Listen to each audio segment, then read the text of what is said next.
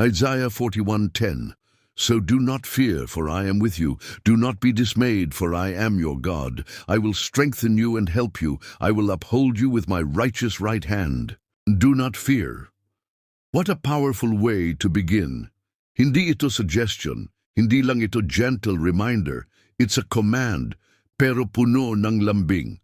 Spoken by a God who knows your deepest fears, yung mga worries na hindi mo masabi kahit kanino, and even the silent breakdowns na nangyayari sa likod ng mga ngiti mo. Lahat tayo may kinatatakutan, takot sa failure, takot sa rejection, takot sa future na parang hindi natin hawak.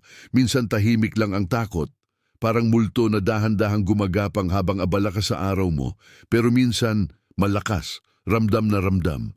Nakakaparalisa, nakakawala ng gana, at sa mismong moments na yon, biglang papasok itong salita ng Diyos na parang ilaw sa gitna ng dilim.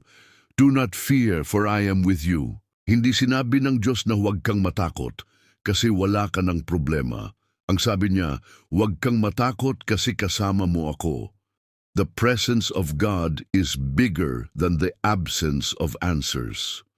Pwede pa ring magulo ang paligid mo, pero kapag alam mong kasama mo siya, kahit papaano, may kapayapaan kang mararamdaman. He continues, do not be dismayed, for I am your God. Hindi lang siya nagbibigay ng sagot, sarili niya ang iniaalok niya. He's not distant, hindi siya nanonood lang from afar. He is your God, personal, present, committed sa iyo, hindi lang sa mga mababait or spiritual na tao, kundi sa iyo mismo. I will strengthen you and help you. Grabe no?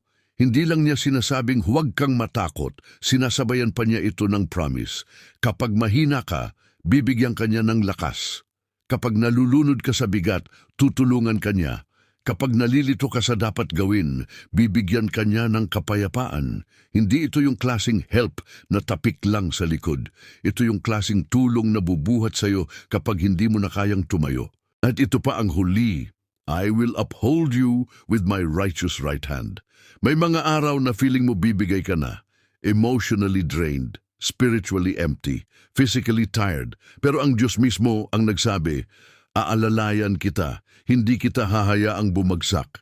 Hindi mo kailangang kontrolin ang lahat kasi ako ang hahawak sa iyo. This verse is not just poetic encouragement. This is a divine guarantee. Pangakong kahit sa pinakamadilim mong araw, hindi ka nag-iisa.